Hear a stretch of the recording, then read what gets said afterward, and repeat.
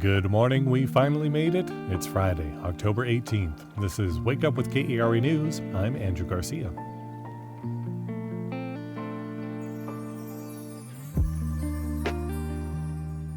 Temperatures are sadly slowly crawling their way back up. We'll have highs today near 80. It'll be sunny and breezy, hopefully keeping a little bit of that fall chill in the air for a little while longer. Tonight we'll have lows fall to the mid-50s under clear skies. Robert Roberson's life has been spared for now. He's been on death row for 22 years after being convicted of the capital murder of his 2-year-old daughter. Prosecutors said she died from shaken baby syndrome. New evidence shows the girl likely died from pneumonia, not abuse. With all of his appeals exhausted, a bipartisan panel of state lawmakers subpoenaed Roberson to testify before them. They argued that executing Roberson before he could offer subpoenaed testimony would violate the legislature's constitutional authority. On a legislative appeal, the Texas Supreme Court put Roberson's execution on hold so a lower court can work out a separation of powers issue in the case. Roberson's scheduled to testify before lawmakers on Monday.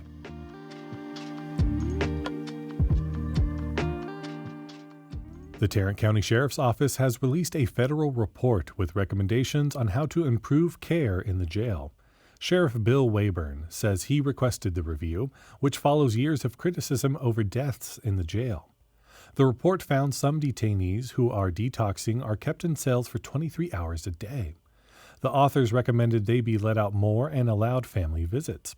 In a video accompanying the report, Wayburn says that won't happen. This would be more appropriate for a rehab center or hospital or treatment center. But this is the county jail. The report also recommended fewer restrictions for people in isolation because of mental health issues. Get a deeper dive into the report and the sheriff's comments at KERAnews.org.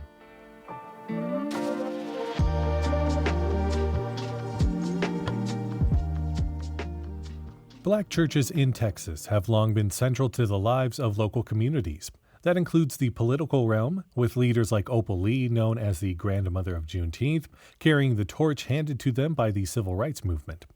But some non-denominational black churches today lean toward the political right. Have cultural shifts in cities and suburbs found their way out to the country? KETR's Mark Hazlitt visited a historic black church outside of Sulphur Springs, Texas, and asked members how their faith influences their political choices.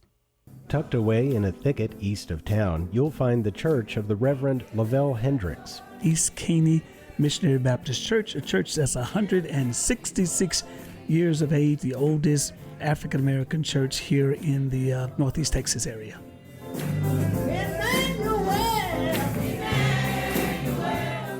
Hendricks knows what I'm here to talk about and starts by stressing his church doesn't endorse parties or candidates. We know that with our IRS standing, that we cannot use the church to foster an environment where we are trying to get people to vote certain ways. That said, the church does play a foundational role. It is critically important to understand that the black church has always been the hub of the black community.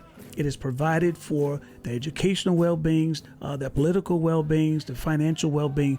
The black community has always looked to the black church to provide them with guidance. Worshippers here say they pay equal attention to policy positions and who candidates are. When I think about politics and I think about the church, I think about character, because Jesus showed us that he's a God who loves, who uplifts, not stomp on, not degrade. That's Minder Kelly, a retired educator. Fellow church member Henry Ross says he looks to the golden rule. Love thy neighbor as you would love yourself. Something Ross doesn't see much of today. When I hear particular candidates that talk about sending individuals back to where they came from or disparaging comments about a group, it takes me back to growing up in Birmingham, Alabama. Many worshipers at East Caney are old enough to have had at least some personal experience with the civil rights era, and that commitment to social justice is a shared heritage in the black church.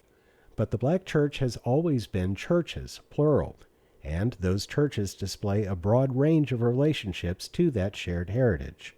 UT Arlington professor Jason Shelton has just written a book about the contemporary black church. When you think about the civil rights movement was disproportionately led by Black Baptist and Methodist preachers, and they both tend to lean to the Democratic side. But non-denominational black churches are growing. Shelton says members of those churches are twice as likely to vote Republican as their Baptist and Methodist counterparts. That's where there's some big political and social changes that are rooted in cultural changes that are taking place in Black America. And according to UT Austin professor Eric McDaniel, those changes have led to support for Republican candidates. Trump has pulled in a large number of black ministers, and a lot of these ministers are associated with what we refer to as the prosperity gospel. There are a growing number that are going to argue that abortion and gay rights are much more important than voting rights and racial equality. Invitations extended. Will you come? I'll trust in the Lord. Hendricks says he doesn't preach the prosperity gospel at East Caney Missionary Baptist Church. Wealth is fine, Hendricks says, but we'll all have to account for how we used our blessings. The Word of God says it is our riches sometimes that entangles us into a world of sin. Have all the money that you want to, but guess what? Our clock is ticking, and one day our card is going to be punched, and I can't take anything with me, but I have to stand before Christ one day. All I want to hear him finally say is, well done. Hendricks says some area churches will be providing rides to polling sites on Election Day. In Northeast Texas, I'm Mark Haslett. Sing the verse about I'm going to treat everybody right. I'm going to treat everybody right. Everybody. I'm going to treat everybody right. I'm going to treat everybody.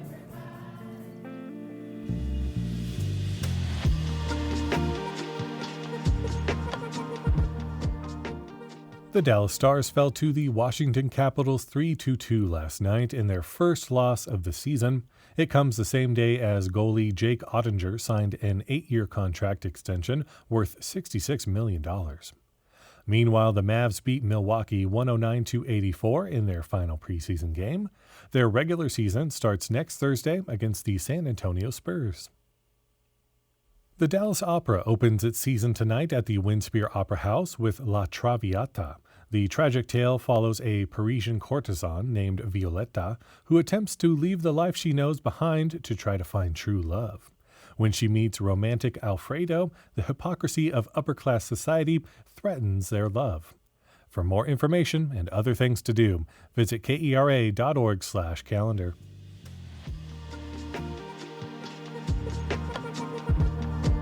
Thanks so much for listening to Wake Up with KERA News. I'm your host, Andrew Garcia.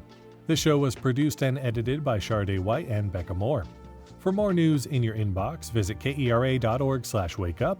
That's where you can subscribe to the Wake Up with KERA News newsletter, written by our colleague, Catherine Hobbs. Connect with us on Instagram, Threads, and Facebook at KERATX.